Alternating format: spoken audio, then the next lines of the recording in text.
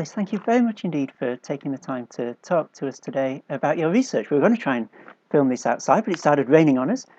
So here we are in my office, looking forward to hearing what you've got to say today. I wonder if, to begin with, you could just start by telling us about one project you're working on at the moment. Sure. Well, one thing I've been enjoying a lot recently is looking in detail at the system of kinship in Kuktaur, which is an Australian Aboriginal language spoken up in Cape York on the west coast there. And kinship is an incredibly important area culturally in the community, but also linguistically we see a huge elaboration of terms describing different kinds of family relationship.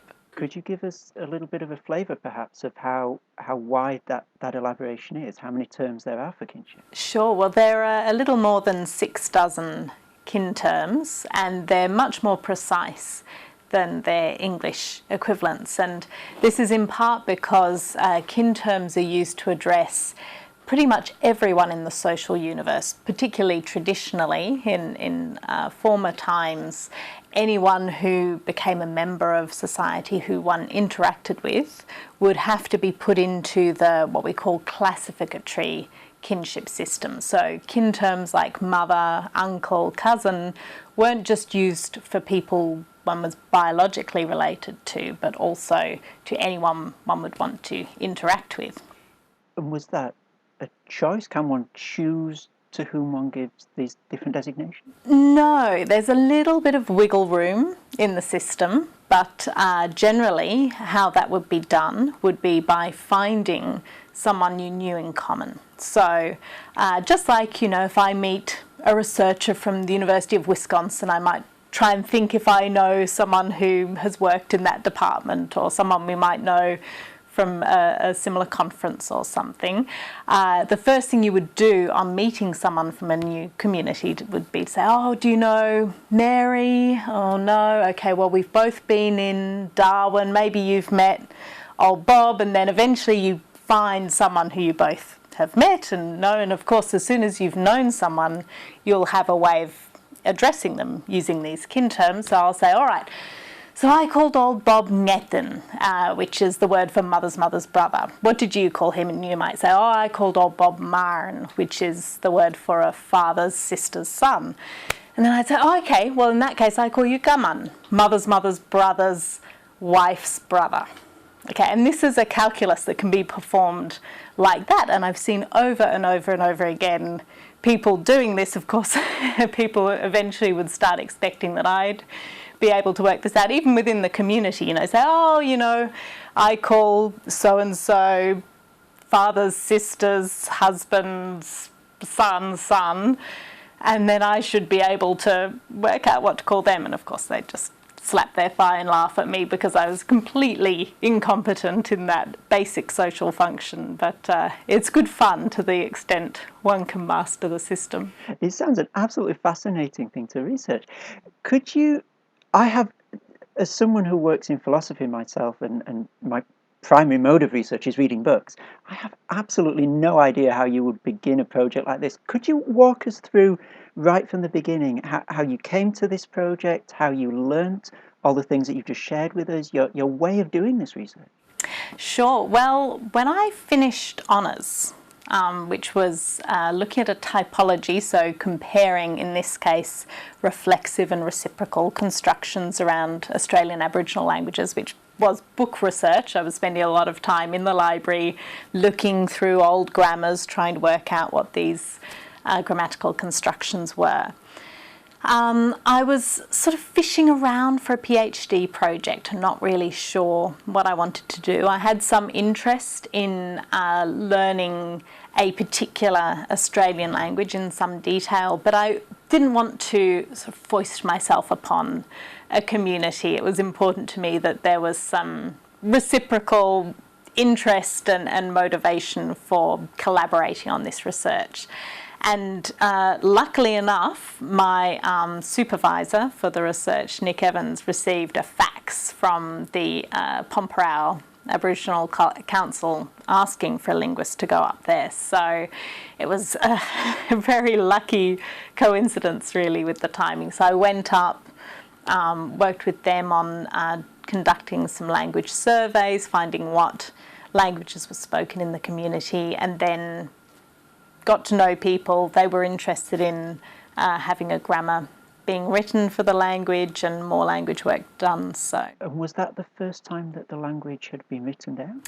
No, it was written down at several points in history. Most thoroughly, there was a missionary linguist in the 60s, 70s and start of the 80s, well, actually most of the 80s, by the name of Alan Hall, who many people remember with great fondness. So he had worked principally with a Tair man called Tom Foote, who just seems like, I never met him, he passed away by the time I got there, sadly, but seems like, you know, one of those born linguists. He had immense talent and incredible dedication and perseverance in learning to write his language. He and Alan Hall wrote enormous numbers of sort of literacy primers and books for the primary school. He was a teacher in the primary school there. So there was a writing system developed at that time, but it wasn't in widespread use, and particularly after Tom Foote and then Alan Hall died, people didn't continue using it. Thank you. Would you class, pardon my pronunciation, Tair, as an endangered language? And then I wonder if you could speak a little bit more about endangered languages in general, whether there's a standard definition, the state of play in Australia at the moment, what work is being done, where your own work fits in, and perhaps also what work needs to be done in this area of endangered languages. Sure. Yes, it's certainly an endangered language. Sadly, well, happily, it's one of the strongest in Australia, in the sense that there are still children who are growing up learning it as a first language, which is very rare. There's, you know, a handful in that position. But sadly, despite being one of the strongest, it is also clearly endangered. The majority of children are not growing up speaking it as their first language. The majority of children are growing up either as English monolingual or with English and a smattering of words in Guptaur or other traditional languages from the area, but not fluent. So, you know, within a generation or two, it may reach a much less healthy state of viability. And is that indicative of how things stand on a broader scale in Australia? What are we looking at in terms of language endangerment at the moment? Yeah, so from originally between 250 and 700 languages, depending on how you calculate the difference between a language and a dialect, there are now, you know, around 5 that are still being learnt by children. It's pretty dire. And is part of your work, as you see it, to conserve? What verb would you use? To protect, to nourish? Right. Well, it is a very difficult question, because you asked earlier what it really means for a language to be endangered, and of course we draw a lot of parallels between endangered species and endangered languages, and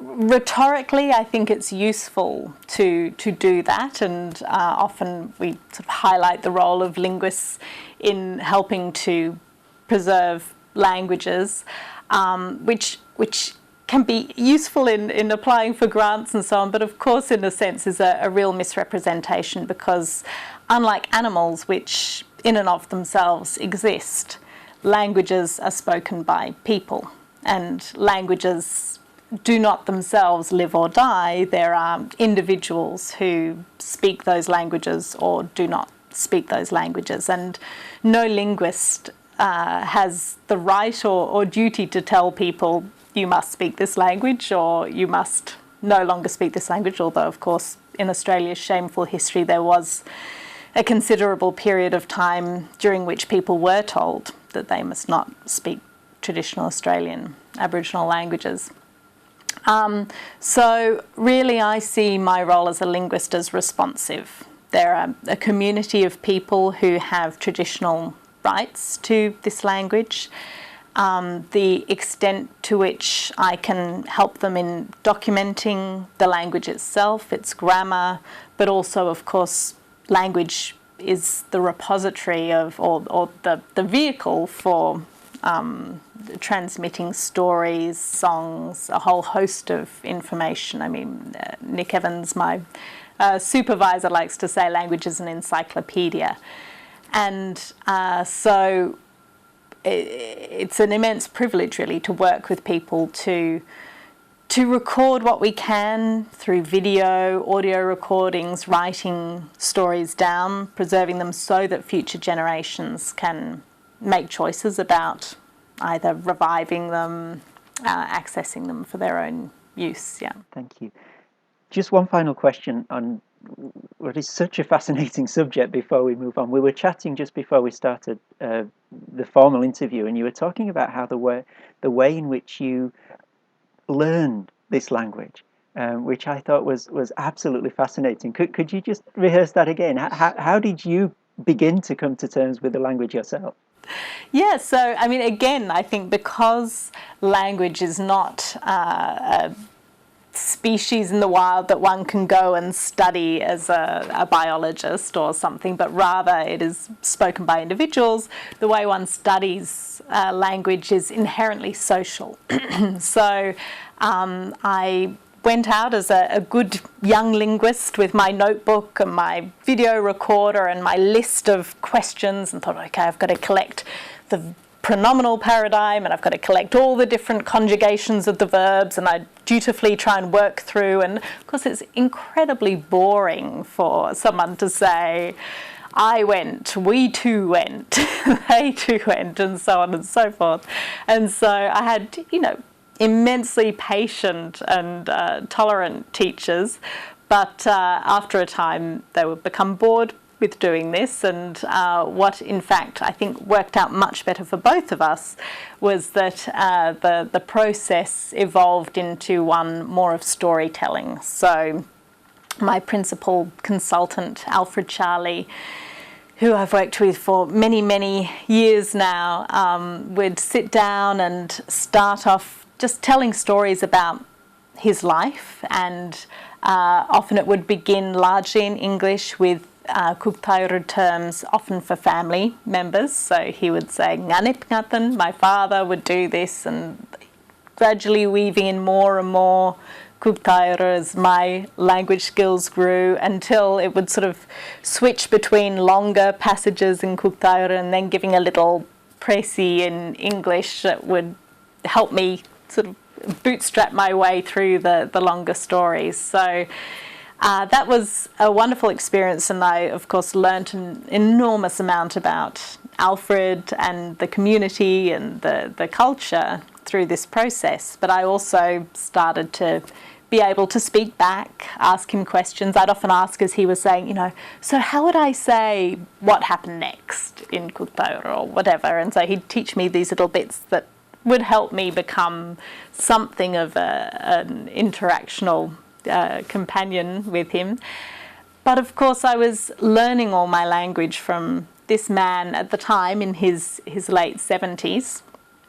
And over time, as I came to make friends with people my own age and even younger, some of the kids in the community, and I'd be brave enough to try out my Cooktaira and try and have a bit of a conversation with them, they would kill themselves laughing, because here was this, at the time, 20-year-old girl speaking like a nearly 80-year-old man. And of course there are differences between men's speech and women's speech, and elders' speech versus young people's speech, and even some of his affectations. I wouldn't necessarily know where the difference between just Alfred as Alfred was and Cooktaira, so I would imitate him to the closest degree I could, which caused a lot of mirth in the community. I wonder if we could take a step back now and look at this particular project in relation to your work as a whole. Where does it fit, and what other areas are you interested in? Yeah, so all my research is related to three kind of interrelated strands. So on the one hand, the relationship between language, culture and cognition. On the other hand, linguistic diversity. How much are languages similar to one another? What is common to all human languages, and how much can they vary? And specifically, for my research, what implications does that variation have for our underlying cognitive structure? And then zooming in more specifically in terms of variation, my particular interest in Australian languages, the languages of Pomperau and Cape York and Cook Taur in particular. So what are the particular grammatical structures, semantic structures? What do they tell us about possible human languages and how much languages can vary? I have to pick up on something you said there. You were talking about what all human languages have in common. That is an absolutely fascinating subject, I think, to a lot of people working outside the sort of field that you're in. To what extent can we specify what is common to every single human language? Yeah, well, I mean, people have been, I think, quick to make generalisations about what is common to all human languages, and in almost all cases prematurely, because one can usually go and find a language that disproves that. And yet there are certain recurrent themes that we find. So if we don't have universals, then perhaps we have very strong tendencies. So, for example, in the domain of kinship, we can say, to whatever degree, all human languages have terms that express human relationships with a basis in biological relationships. There is a way to express parentage and so on and so forth. But then we see enormous variation in what the relevant parameters are within that system. So it's sort of the broad categories that are constant, and the way in which those are articulated, particularly within a different language, that vary very much from one to the next. Right. But of course, people differ in their emphasis on the variation versus the unity. So there's a very strong school of thought that believes in pre-existing cognitive categories, that we have certain categories of thought and languages express them differently. There's a different phonological form associated with whether one says father or père or whatever it may be. But underlyingly, these cognitive categories are the same and are completely independent of language. So language is just labels. And then there's another school of thought which says, there is this, there are a set of categories in the mind and there are a set of categories of language, and there's no straightforward mapping between the two. And there may be, of course, degrees of influence operating in both directions, but we can't assume that because there's a word in a language, there's a corresponding conceptual category that matches it identically, and nor can we assume that there are these universal categories that will be lexicalized in different languages. You said that one of your areas of research interest was the relation between language, culture and cognition. Could you give us one example of that? Sure. So my main interest of recent times in that regard is looking at time. I think St. Augustine put it very well, way back in the end of the 4th century, I guess. If nobody asks me what time is, I know what it is, but as soon as someone asks me, I have no idea. Exactly. Which, I can't say we've made an awful lot of progress in the intervening centuries. Of course, physicists have made enormous progress, and we have scientific ideas about time as a fundamental quantity of the universe or the fourth dimension, and from other approaches, time as a sequence imposed by humans on a flux of experiences and so on and so forth, and yet we still don't have a really good way of pinning down exactly what it is that time is. And one would think that given that we have so little idea of what time is, we might shy away from talking about it too much, but it's actually, you know, on the tip of everyone's tongues all the time. Time was, I think, the fourth most frequent noun in the English language, according to the OED. We are talking about time, communicating about it, it's on our minds, it's something we're aware of, as Augustine said, and yet we don't really understand it, and we have trouble expressing its nature. So one of the things, again, coming back to this question of universals, one of the things that has been claimed is that universally humans describe time in terms of space. So using metaphors of length, spatial length, or relative position, like before, after originally had spatial meanings, the years behind us, the days ahead, coming, going, these sorts of verbs of motion and position are very common in discussions of space. And so it's been extremely interesting to look in more detail at how that plays out, both in English but also languages around the world. Could you give us an example of how two different languages might think of time differently?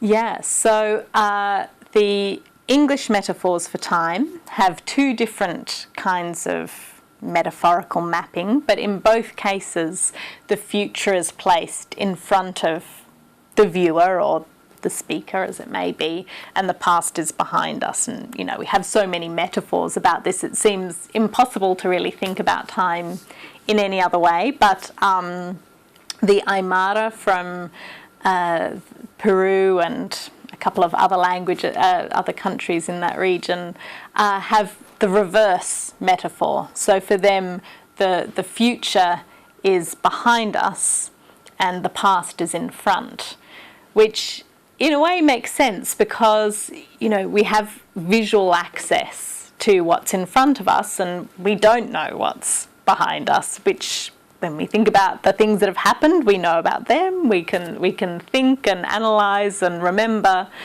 things that have happened in the past, but the future is, in a sense, this kind of mysterious array of possibilities that is sneaking up on us in a way. So that's one way. We have places like in Papua New Guinea, the Yupno and the Nungon. Also in Mexico, the Tzeltal have metaphors of the past being downhill and the future uphill. In Pomperau, again, some of my own research shows that there's an association between the past in the east and the future in the west. So we've got very different kinds of ways of mapping the past and future onto spatialized domains, but we can see this tension again between the diversity and the particularities of expression, but then a kind of universality in the association between time and space. I'd like to change gear a little bit now and invite you to talk about how all of this wonderful research that you're doing relates to the teaching that you do here at Monash.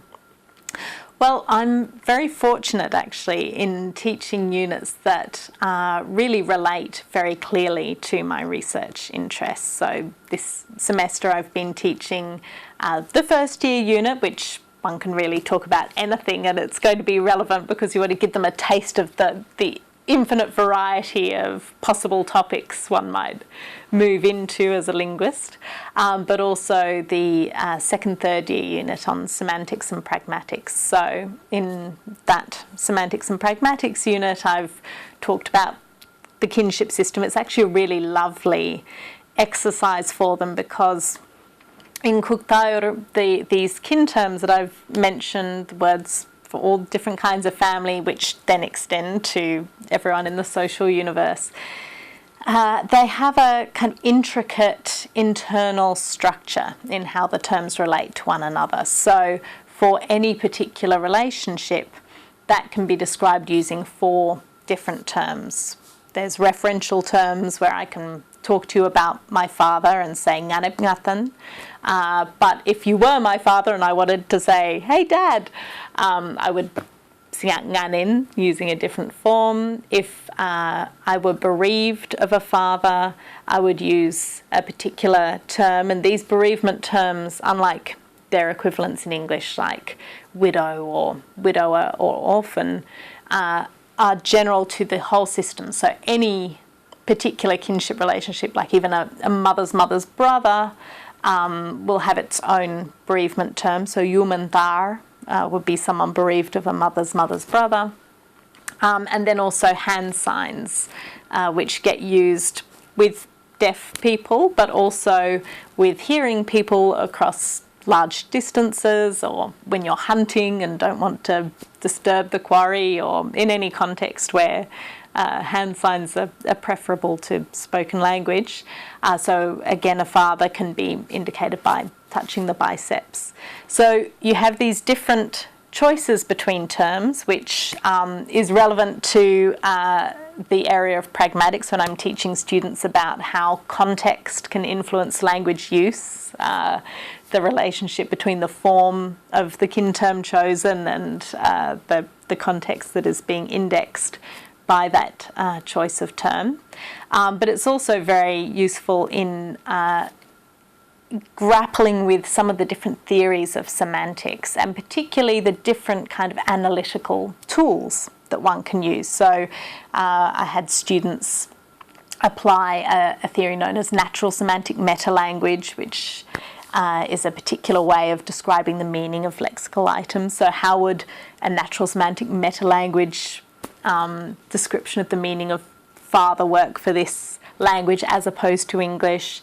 How can we reduce the kin terms to their binary component features? So, for instance, every hand sign can be categorized as plus or minus patriline in the same patriline as the speaker, plus or minus in the same matriline. So matrilines being passed down from mothers to children, passed down through the female line of a family, and whether or not they're in harmonic generations an even number apart, like grandparents and great-great-grandparents and their grandchildren and great-grandchildren, great-great-grandchildren. So applying these different methodologies to this particular research interest of mine, which is both more fun for me, but I think also nice for the students to get a sense of how these somewhat dry seeming tools, which might not be particularly fun to learn in and of themselves,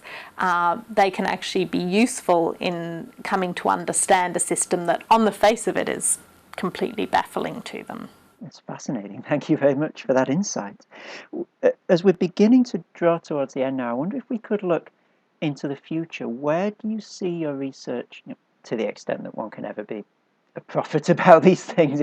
Events happen, don't they, and take us in different directions. But to the extent that you look to where you would want your research to be going in the future, where would you like to take it?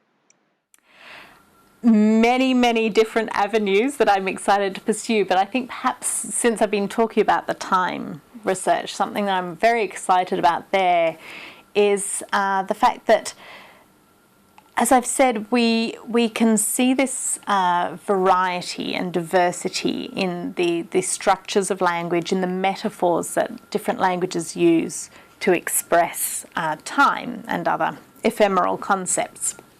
And we can make inferences about how and whether those different structures reflect different ways of understanding the world. But of course, language is often talked of as though it were a window on the mind, but that window is very, very dirty, if it's a window at all. And we really don't have access to people's cognitive categories through language. So we've taken some first steps at looking at, for example, gesture. How do people point when they're talking about the future or the past, which is non-linguistic, but it's still symbolic. It's language-like, even if it's not using the forms of language. So again, not a direct reflection of cognitive categories. We've devised certain tasks, experimental tasks, that we've had people participate in, which again have given us very intriguing, very informative results. But again, they're a system of representation rather than looking at cognitive categories per se. So we've got a lot of tantalising data that's very exciting, but a lot of unanswered questions about the significance and the origins of the patterns we're seeing.